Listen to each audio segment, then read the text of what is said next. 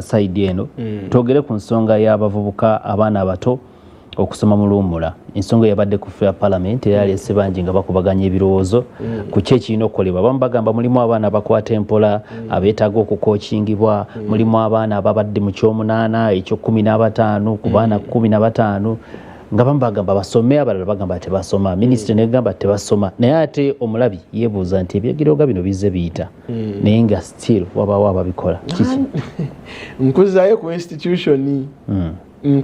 institution n'amateeka nti minisitule okeera ku makya n'olagira nti abaana tebaddayo okusoma naye olw'okuba nze ndi mukwano wa minisita eyayisizza ne mugamba nti abanga ogira obaleka bagira bakola ki minisita oba oyagala results ennungi mu ssomero lyo osobola okwezanga ne minisita yennyini alina amasomero bangi bagalina politician bangi bamugamba nti oba oyagala abaana bano bayite kitugireyo bulungi grade zino n'ebisigadde baleke bagira bakola ki basoma kitegeeza amateeka gakola ku bamu na bamu ekyokubiri twandyebuuzizza mu kino tuyambaani baana kukula ne famire yaabwe babondinge ne taata ne maama ne bato baabwe singa baba tebagenze kusomera mu kusoma mu luwummula abaana bagamba ki se yaabwe tetugifunye se y'abaana kati katuddeyo imagine oli mu ssomero ne bagamba nti holire zituuse ne bagamba tubasigaza musome tubongereko gwe wandigambye otya nakuddaka kudda waka ate singa obadde otuuse mu candidate class oba tojjaako kigere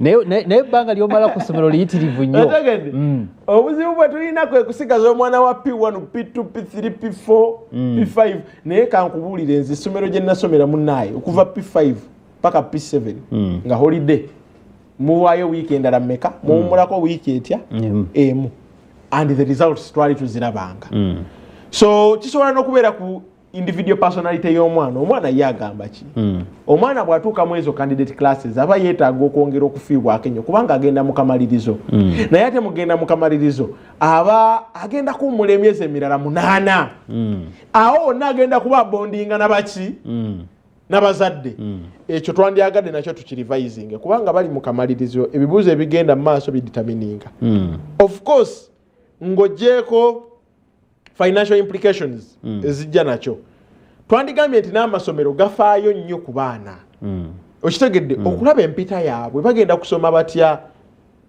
omwana w'ekkojja eri ekatosi aba yeetaaga okwongera obudde munnaye amasomero agamu bababbira ebibuuzo naye abamufa abafa abeeyo n'ebibuuzo okubibba tebabikola ki tebabimanyi nti n'ebibuuzo bibbibwa oyo omwana aba yeetaaga okwongera obudde si mu kumunyigiriza yeetaaga okwongera obudde kubanga agenda mu kamalirizo naye waliwo amasomero agamu nga niwukwata abaana bonna munaye n'obazaayo ewaka we wabulayo mwezi gumu ebiri be ebibuuzo balina ebbo babifunye dda ebyo mwe biri mu ggwanga tebiriiko kubuusabuusa era nga bawe ne bagenda ne bawummula they will have UNEB tugenda mu third term the moment third term starts after 1 month they will have the UNEB papers nga batandika girivayizinga naye ffe tulina abaffe munnaye tebabba bibuuzo eri senti bali ku ddembe eri ekiyoola eri ekkojja abo abaana beetaaga okwongera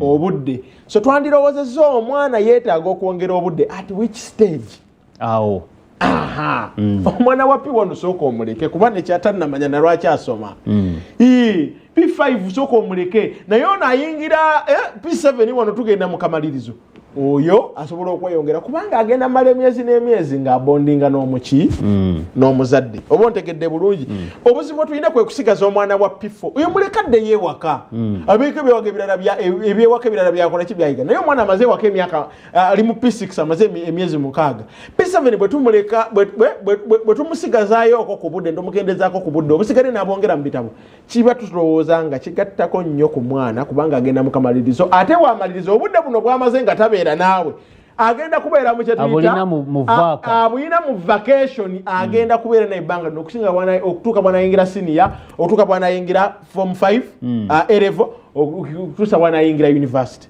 esebo naye oyogedde ku vulugu oli owa abantu abamu kubanga bafuna ne UNEB obudde nga bukyali kiki ekiviirako embeera ng'eno kuba nti tukyaba ne systems oba n'ebitongole bitulowooza nti binywevu naye ate nga wakyaliwo ababibypass wano lekera okulowooza nti tulina ebitongole ebinywevu bw'okeeranga ku makya nga amateeka tegalina performinga to their very best toyinza gamba nti tulina amateeka oba ebiragiro ebinywevu olw'okuba amateeka ge tulimu si manywevu kimala naffe abakola UNEB tulina amasomero ate twagala abaana baffe bayite abakozi munda naffe ababisetinga twagala abaana baffe bayite ontegedde bulungi twagala amasomero gaffe gabeere on top naye olw'okuba ne wetunaba ebibuuzo naye munaatusanga temwina kye mujja tukola katubibawe babirivisinge bayite kiddayo wali amateeka ga UNEB gayinza okuva bwegali ebigobererwa weebiri naye si binywevu kimala kubanga naffe abagakola n'abagayisa naffe tulina amasomero era twagala abakeere ku makya bagenda okusoma the best performing schools nga n'agaffe baminisita abaka ba paalamenti nga n'agaffe abasetinze ebibuuzo nago gakola ki nga mwegali ate mugenda kulondoola ati nze yakola pepa njiwadde abaana ngoloza sirina buyinza busobola kugamba nti abo abasirikale bayimirize eno tuli mu revision individuals rather than the katulweze tutya ng'ogyeko kuba ssemateeka waali naye mulimu obuwayiro oluusi obunafu bwe twetaaga okutereezaamu mu systems nga zino okunyweza ebitongole byaffe tuyinza kukola ki buwayiro ki era mpakanya nnyo abantu abagamba nti kati twetaaga ssemateeka omupya ekyo tekiriiyo tetwetaaga ssemateeka mupya twetaaga abantu abamalirivu ogoberera ssemateeka olwedde akola ki aliwo kuba n'aliwo oyagala kukola mupya nga n'aliwo temunnamutuukiriza.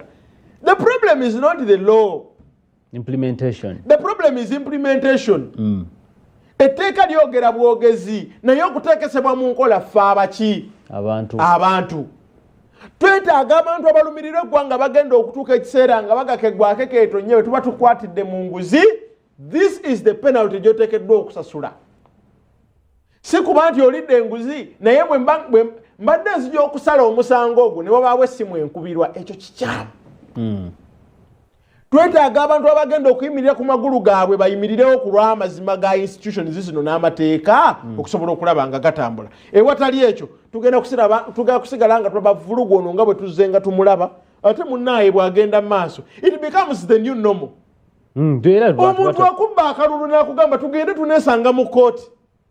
Imagine. Agamba kansooke mpitewo wano. Nze munnangirire tuneesanga mu kooti. Nga naye akimanyi nkakubbe naga tugende tuneesanga mu kooti kitegeeza ali sure asobola okubypassinga. Ali sure 100% you're not going to be served justice. Omuntu akubbe ettaka nagamba lwaki tagenda nawawaabira agenda wawaabire. Kitegeeza tekiri mu kooti. wano tatyawo eri asobolayo kifumba mutuka mumugambe tankwatira jambiya bwe mba nsengudde akayinja tankwatira jambiya agenda awawabire mu kooti. Muganda wange kitegeeza waliwo abantu abeddiza bakutta institutions zino ne bazipersonalizinga ne zifuuka zaabwe okugenda okusaba omulimu nga tebakyatunulira qualifications zo. Basooka kebera awo naani amukubidde essimu okujja wano.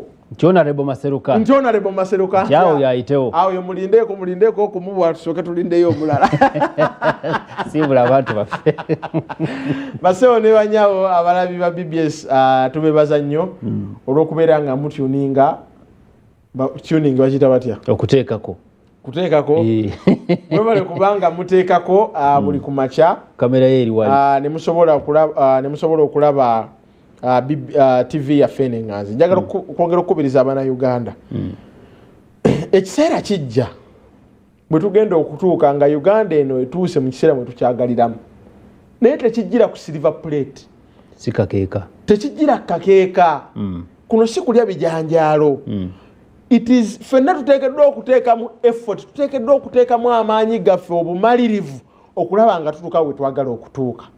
Eri abo bakwasa amateeka twagala okubategeeza nti mwe abakwatiridde eggwanga lino. Era tusaba tukole ekyetaagisa okulaba nga buli muntu yenna omuto, omukulu, omuwanvu, omumpi, omunene, omutini, omugagga, omwavu, bonna we bayingira bugwe w'ebizimbe ebyo bafuna kye tuyita obuweereza obulungi era nga buli omu asobola okufuna obwenkanya. Tuzimbe eggwanga nga tetulizimbidde ku bantu ssekinnoomu wabula nga tugoberera amateeka ago ge twakola mu 1995 bwe tuba tulaba nga tegakyatukolera olwo tulyoke tuleete ennongoosereza oba amendment. Mwebale nnyo, mwebalire ddala. Omukama abampeera omukisa. Aisha Basajja Kabaka Wangaala. Webale nnyo, webalire ddala Honorable Maseruka Robert omubaka wa Mukono South okuba nti otembese naffe ensonga. Tujja kwongera okweyongeza, twongere okutematema ensonga zonna okutwalizaamu. Nawe abadde atambula naffe webale nnyo okutambula naffe.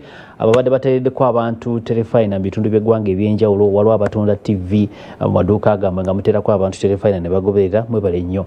Alfati Musoko producer program eno. Nze Hasif Sekiwunga, Ssaabasajja Kabaka Wangaale. Katonda bakuume.